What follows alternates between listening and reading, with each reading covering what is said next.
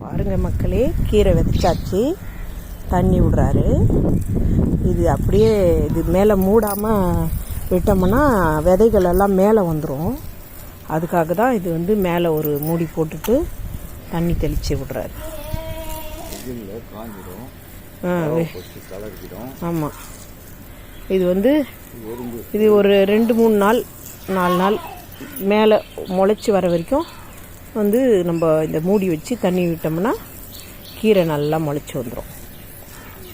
Hi மக்களே, பாருங்கள், பிடிச்சிருந்தா லைக் பண்ணுங்கள், சப்ஸ்கிரைப் பண்ணுங்கள், கமெண்ட் பண்ணுங்கள்.